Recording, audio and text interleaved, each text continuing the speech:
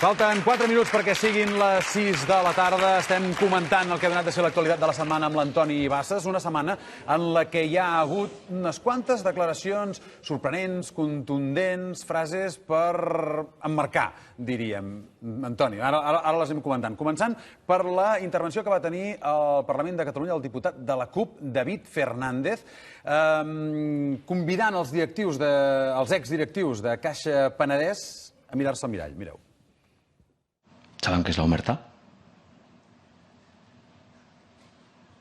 ¿Saben qué es la mafia?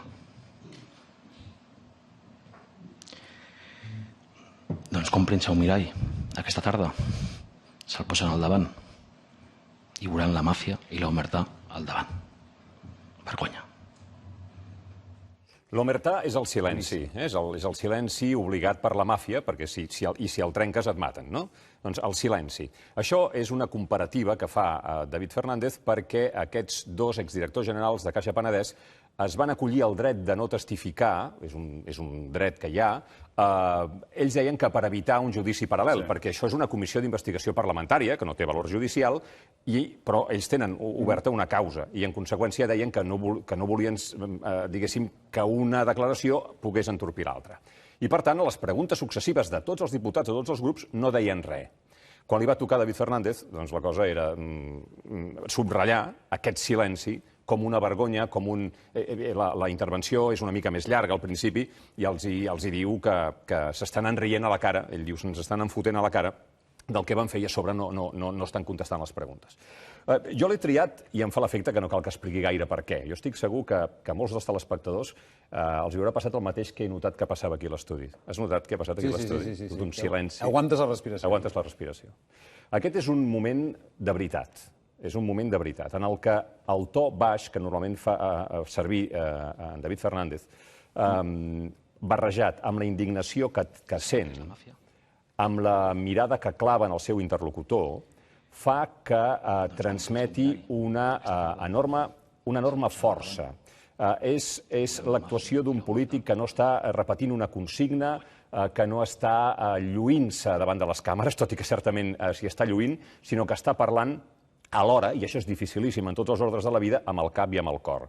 Jo m'atreviria a dir que és un dels moments més brillants del parlamentarisme català de les últimes èpoques. Jo no havia vist mai una cosa com això. Haig de dir que en aquests 4 anys als Estats Units jo, David Fernández, no l'havia vist gairebé mai actuar. I l'altre dia em vaig fixar en el debat de política general que la seva intervenció tenia un to bastant semblant a aquest. O sigui, ell surt al faristol i parla així amb un to baix i no sé què. Això, fins i tot en termes polítics, que més aviat es té tendència a cridar i a repetir els eslògans, pot semblar anticomunicatiu.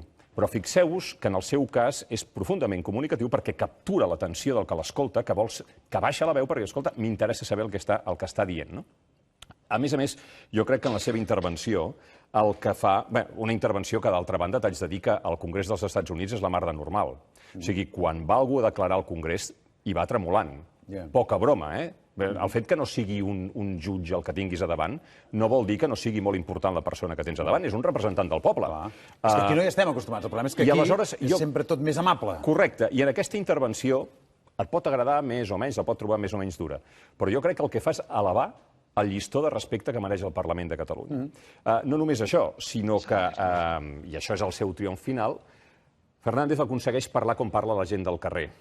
Amb un llenguatge... No només amb un llenguatge molt clar, sinó referint-se a persones que han tingut actuacions, la justícia dirà quina és la seva qualificació legal, però que d'entrada no ens semblen especialment ètiques, és a dir, apuntar-se milions pel seu pla de pensions, etc.